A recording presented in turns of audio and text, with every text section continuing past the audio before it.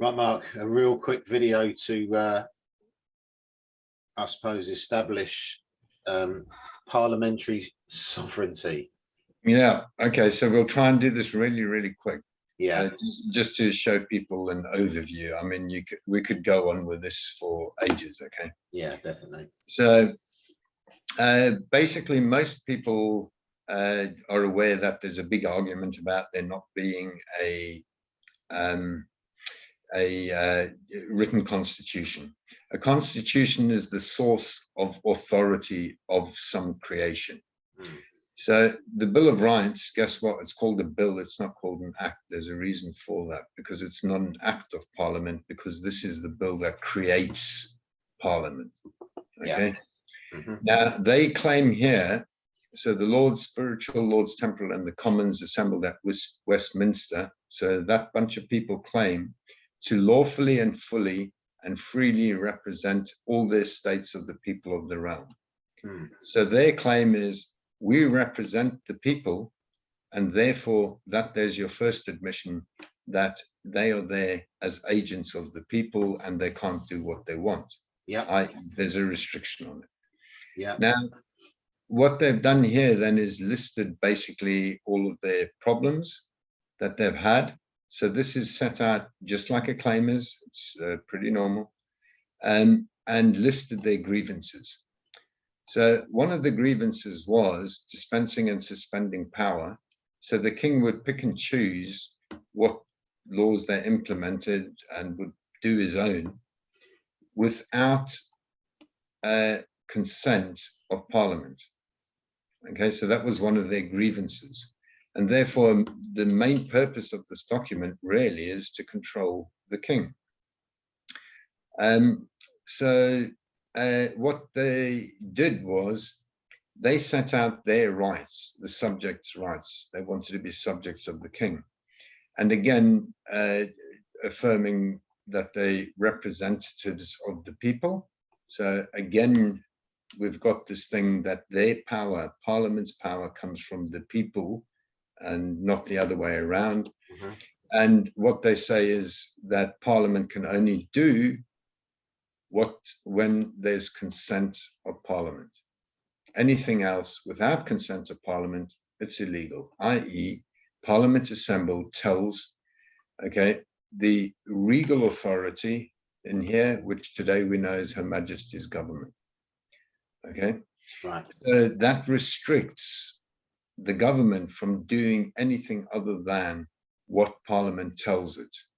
So Parliament is definitely supreme or sovereign over the government. There's no question about that. Absolutely, and we're not disputing that fact. We're not disputing that at all. No. And then basically the obligations of the government is to uphold this document, right? Yeah. And it's actually a contract. How do we know it's a contract? And the Lords Spiritual and Temporal and Commons do pray the said prince and princess accept the same accordingly. Accordingly being according to these terms and conditions which have been set out in the contract. Yeah. That creates duties, rights, and obligations. And what happened was, and then here, under the acceptance of the crown, i.e. the offer was made, they've now accepted it, upon which their majesties did accept the crown and royal dignities, okay, that there's now a contract. And here what happened was the subjects' rights was changed to the people's rights. Let me just quickly, okay, what they said was, upon acceptance, that all and singular the rights and liberties asserted and claimed in the said declaration are true, ancient, and indubitable rights. What that means is these are ancient rights, indubitable, cannot be disputed. The rights and liberties, okay, of the people. So subjects, which we saw up here, the claim is the subjects' rights, okay, down here was accepted for all the people. So it's not only the subjects' rights and liberties, this. And it goes on to say that they shall be firmly and strictly holden and observed as they are expressed in the declaration, i.e. herein, and all officers and ministers and whoever so and their successors will do so for all times to come, whilst this document is in authority. So basically there's the first document, and sets out very clearly Parliament is only sovereign over Her Majesty's government, and it claims to represent the people. So affirming the people are sovereign because they creators. Now I'm just going to find out to get rid of this again. How did I do that? Shit, we might have to cut out this here. That's all right. Damn. Where did, oh, yeah. Yeah, cool.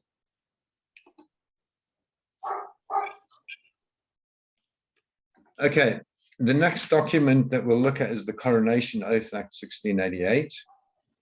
And this here is where the Archbishop claims to be the God's representative on earth and believes that he can offer the contract to the monarchs to govern. So this is to govern the people of the kingdom, okay? Now what it says is 3 different things. Statutes in Parliament agreed on. Today we call that legislation. Yep. Followed by the word and. Yep. I.e. there's something else. Yes. The laws, and followed by customs, i.e. customs, laws, and statutes are 3 different things. Okay, so this is an admission by them that they're 3 different things, and they will govern the people, okay, according to statutes in Parliament agreed on, i.e. reaffirming the Bill of Rights that the government will do what Parliament says. Mm-hmm. Okay, and what is the jurisdiction, or what can they do? What's the limitations? Is to govern the people according to the people's laws and customs, i.e. the laws and customs of the same refers to the people. So how do we know that? We go to the Act of Settlement 1700, okay, and in section 4 it gives us a lot of clarity here.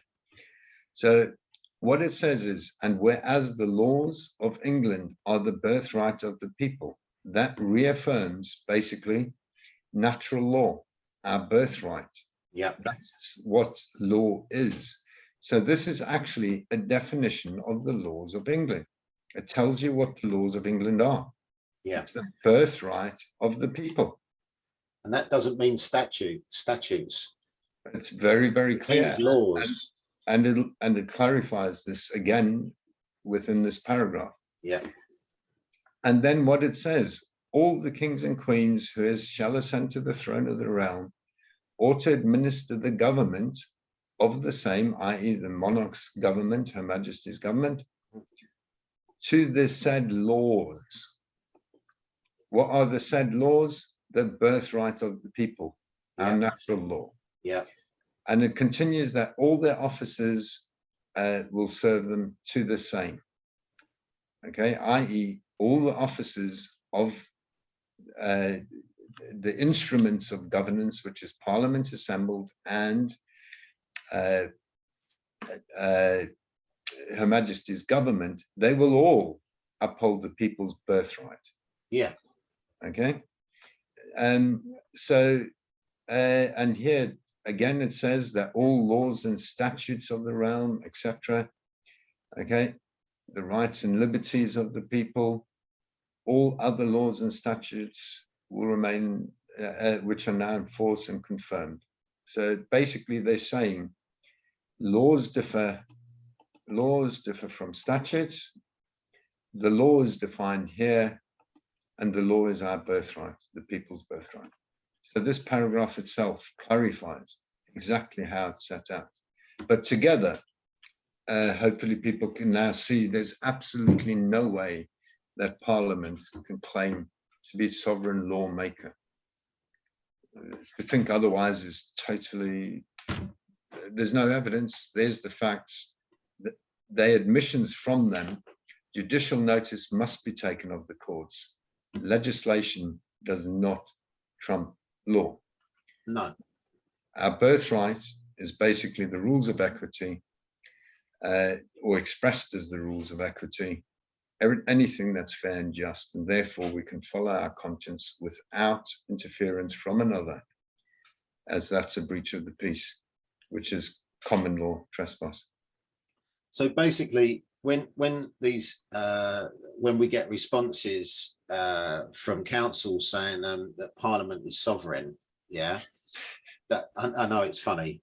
It's beyond funny. It's kind of. I mean, I can appreciate to a certain degree why they must think that, because of the training that they must have had, right? But now they've been put with new knowledge. Correct. Okay. Now they must recognise and take heed of what the legislation says. Correct. It's and the beauty is they actually rely on the same piece of legislation I've just shown you. Exactly. So you can't have it one way and not the other way. You've got to have it the whole way.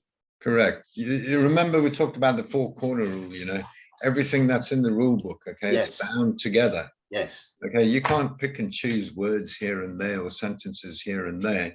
No. It's got to be in the context in order to understand the intent behind it. Yes. And the intent there is so clear. Yeah. Everybody, follow your conscience, which dictates right from wrong. So long as you don't do another harm. Yes. Go and do what you like. Absolutely. Absolutely. And well, they obviously don't want us to do that. But the truth of the matter is, just going back to those three words, connected by the word and. Yeah. Statutes, legislation, and laws and customs. They are three different, completely different meanings. There's not a human being on this planet that can decipher that in any other way. Unless they're lying. But basically that would come under irrationality. Exactly. And the law is about rationality. Irrationality, you can believe what the hell you like. Yeah. Here's the evidence.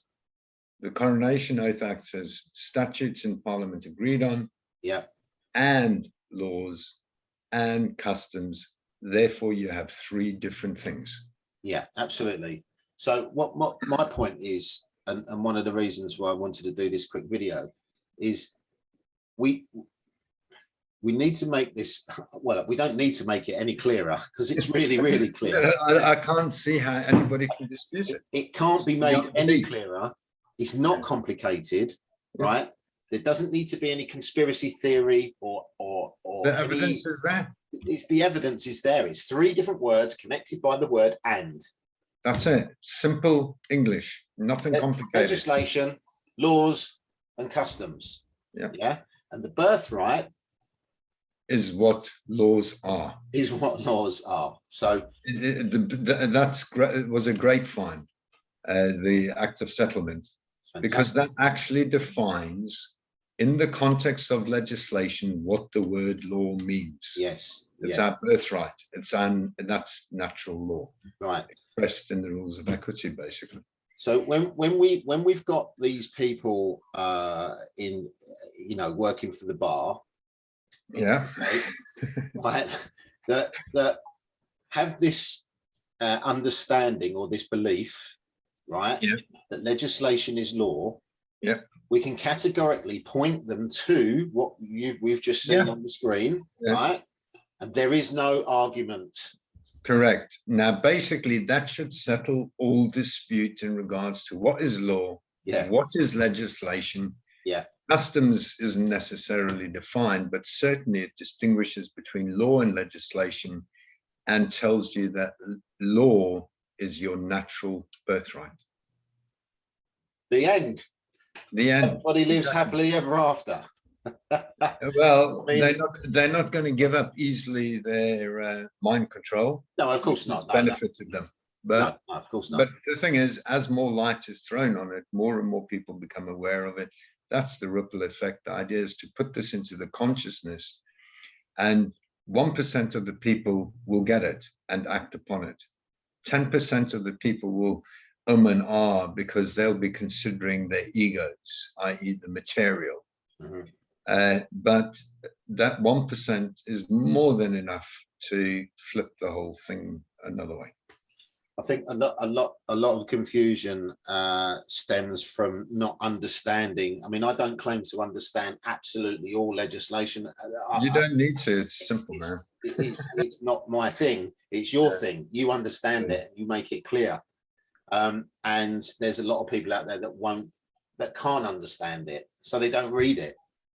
Yeah, but like you've seen there, I mean, it's okay. It's old English, so it's not exactly simple English, but you can work it through.